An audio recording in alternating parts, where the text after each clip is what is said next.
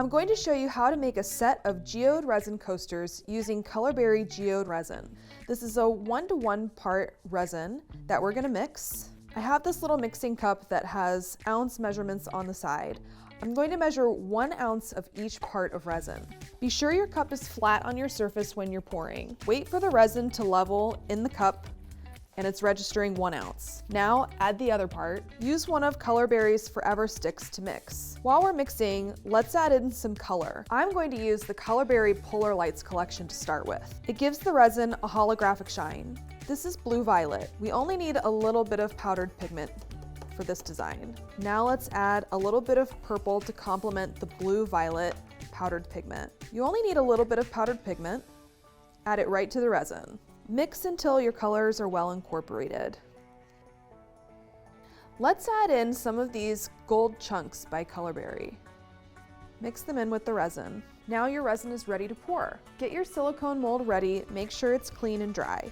Use the Forever Stick to gently pour the resin into the mold. Pour the resin directly in the center of the mold and let it flow out. Make sure you're working on a completely flat surface and double check with a level to make sure that your resin cures flat. You also don't want any resin to spill out of the sides of your mold, so 2 ounces is a perfect pour for this size. Use a Colorberry Forever Stick to get the remaining resin out of the cup.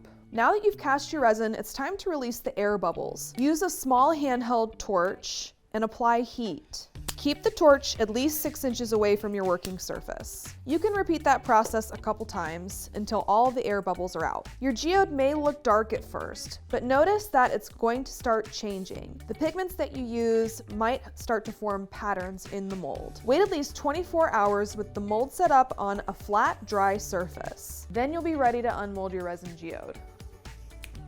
Now that your mold has been sitting for at least 24 hours, let's go ahead and pop it out. The silicone mold is flexible, so you can gently pull away the edges to release your geode. Now that your geode is out of its mold, you can quickly sand the edges using a handheld Dremel tool. Now your geode resin coasters are ready to use.